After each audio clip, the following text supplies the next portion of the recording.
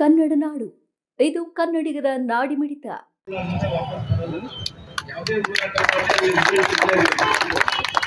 ಯಾಕಂದ್ರೆ ನಾವು ಇಲ್ಲಿ ಬಹಳಷ್ಟು ಸಾರಿ ಈ ವ್ಯಾಪಾರಸ್ಥರು ಬಂದಂತ ಟೈಮಲ್ಲಿ ಬಹುಶಃ ಉದಾಹರಣೆಯಾಗಿ ನಮ್ಮ ಡಾಕ್ಟರ್ ಮೈಪಾಲ್ ಸಾಹೇಬ್ರವರು 74-75 ಇಶ್ಯೂ ಬಗ್ಗೆ ಅವರಿಗೆ ಹೇಳಿದ್ರು.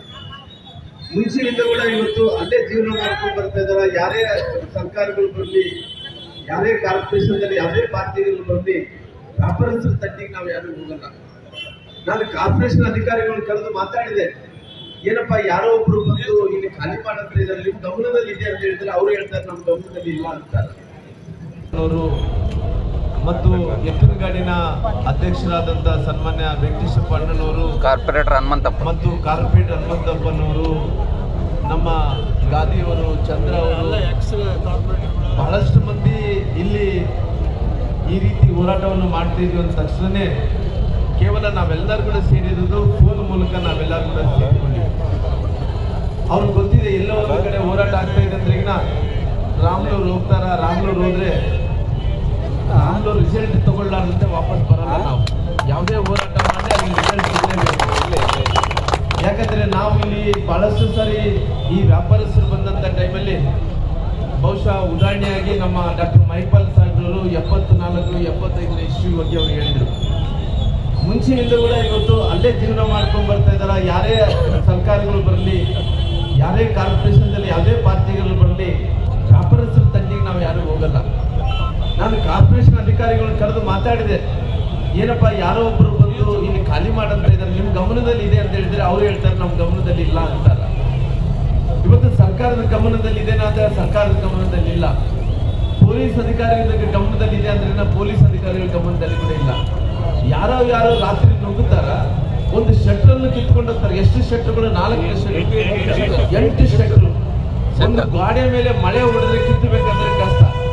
8 ಶೆಟ್ರು ಕಿತ್ಕೊಂಡು ಹೋಗ್ತಾರೆ ಅಂದ್ರೆ ಯಾರಂದೇಳಿ ಗೊತ್ತಿಲ್ಲಂತೆ, ಅವ್ರಿಗೆ ಮಾಹಿತಿ ಇಲ್ಲಂತೆ. ಅದು ಕೂಡ ಆ ಶೆಟ್ಟನ್ನು ಓಪನ್ ಮಾಡಂತ ಟೈಮಲ್ಲಿ ಬೀಗ ಹೊಡೆದು ಆ ಶೆಟ್ರು ಓಪನ್ ಮಾಡ್ಬೇಕಂದ್ರೆ ವೆಡ್ಡಿಂಗ್ ಮಿಷನ್ಗಳು ಅವೆಲ್ಲ ತಂದು ಆ ಶೆಟ್ರುಗಳೆಲ್ಲ ಒಯ್ದ ನಂತರ ಆ ಅಂಗಡಿಯಲ್ಲಿದ್ದಂಥ ಬಟ್ಟೆ, ಅಂಗಡಿಯಲ್ಲಿದ್ದಂಥ ಕ್ಯಾಶು ಏನೇನು ಹೋಗಿದೆನೋ ಗೊತ್ತಿಲ್ಲ. ಯಾಕಂದ್ರೆ ಕೆಲವೊಂದು ಸಂದರ್ಭದಲ್ಲಿ ಇಟ್ಟಿರ್ತಾರ, ತಗೊಂಡೋಗಿದ್ದಾರೆ ಅಂದ್ರೆ ಕೆಲವೊಂದ್ಸಲ ಹೇಳ್ಕೊಂಡು ಕೂಡ ಆಗಲ್ಲ. ಎಲ್ಲವನ್ನೂ ಕೂಡ ಕಳುವು ಮಾಡ್ಕೊಂಡು ಹೋಗಂತ ಕೆಲಸ ಮಾಡಿದ್ರೆ ಯಾರಿಗೆ ಗೊತ್ತಿಲ್ಲಂತೆ. ಪೊಲೀಸರು ಹೇಳ್ತಾರೆ ನಮ್ಗೆ ಗೊತ್ತೇ ಇಲ್ಲ ಅಂತಾರ. ಇದು ಹಾರ್ಟ್ ಆಫ್ ದ ಸಿಟಿ. ಈ ಮಧ್ಯಭಾಗದಂತ ಬಳ್ಳಾರಿಯಲ್ಲಿ 9 ಶೆಟ್ರು, 7 ಶೆಟ್ರು, 8 ಶೆಟ್ರು ಬಿಚ್ಕೊಂಡು ಹೋಗ್ತಾರ ಅಂದ್ರೆಗಿನ ಪೊಲೀಸರಿಗೆ ಗೊತ್ತಿಲ್ಲ, ಕಾರ್ಪೊರೇಷನ್ ಗೊತ್ತಿಲ್ಲ ಅಂದ್ರೆಗಿನ ಮಧ್ಯಭಾಗದಲ್ಲಿದ್ದಂಥ ಪರಿಸ್ಥಿತಿನ ಹಿಂಗಂದ್ರೆಗಿನ ಇವತ್ತು ಎಸೆನ್ಸ್ ಅಲ್ಲಿದ್ದಂಥ ಜನರನ್ನ ಪರಿಸ್ಥಿತಿ ಅನ್ನೋದು ಯೋಚನೆ ಮಾಡಿ. ಇಷ್ಟೊಂದು ವಿರಾವೇಶದಿಂದ ಇವತ್ತು ಕಳ್ಳರು ಬರ್ತಾ ಇದ್ದಾರೆ ನಮ್ಮೂರಿಗೆ. ಆ ಕಳ್ಳರು ಇವತ್ತು ಬಂದು ಆ ಶೆಟ್ರುಗಳು ಬಿಚ್ಕೊಂಡು ಹೋಗ್ತಾರ. ಏನನ್ನ ಅವಸರ ಆದ್ರೆ ಜನರ ಜೀವ ಪ್ರಾಣವನ್ನು ಕೂಡ ತೆಗಿತಾರೆ.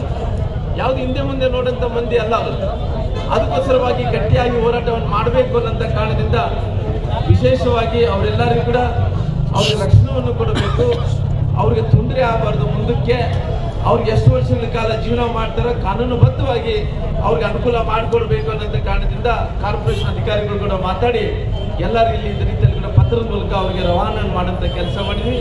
ಪೊಲೀಸರು ಕೂಡ ಕಂಪ್ಲೇಂಟ್ ಅನ್ನು ಮಾಡಿಕೊಡ್ರಿ ಅಂತೇಳಿ ಅದೇನು ಫಾರ್ಮಾಲಿಟಿ ಬೇಕಿತ್ತು ಅದು ಕೂಡ ಮಾಡೋಂಥ ಕೆಲಸ ಮಾಡಿದ್ವಿ. ಅದಕ್ಕೋಸ್ಕರ ವಿಶೇಷವಾಗಿ ಯಾರನ್ನ ಹೆಸರನ್ನು ತಗೊಳ್ಳಿದ್ರಿಗಿನ ಯಾರು ತಪ್ಪು ತಿಳ್ಕೊಳಕ್ ಹೋಗ್ಬೇಡ್ರಿ. ಯಾಕಂದ್ರೆ ಎಲ್ಲರೂ ಕೂಡ ಬಂದಿದ್ದೀವಿ.